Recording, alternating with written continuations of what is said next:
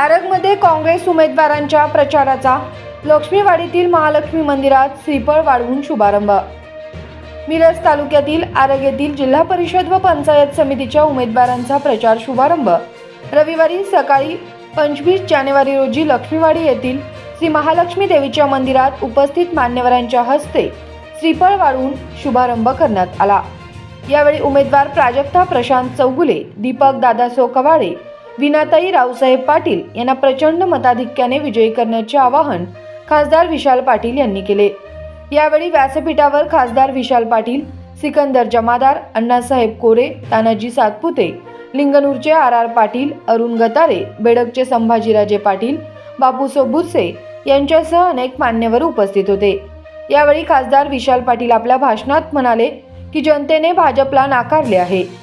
जिल्हा परिषद निवडणुकीत भाजपला सिंगल अंकावर रोखायचे आहे। जिल्ह्यात 10 सुद्धा जागा भाजपच्या येणार नाहीत अशी व्यवस्था केली आहे।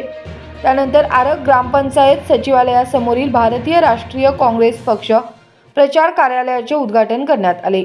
यावेळी बाबासो शिंदे, बी.आर. पाटील, विनोद बुरुड, धनाजी पाटील, शिंदेवाडीचे बी.टी. पाटील, संजय कागवाडे, गुरुपाद पाटील, सनी कोरे, डॉक्टर कुंडले, भास्कर पाटील, प्रवीण साळुंखे, उत्तम पाटील, संदीप मगदूम यांच्यासह हजारो संख्येने कार्यकर्ते उपस्थित होते।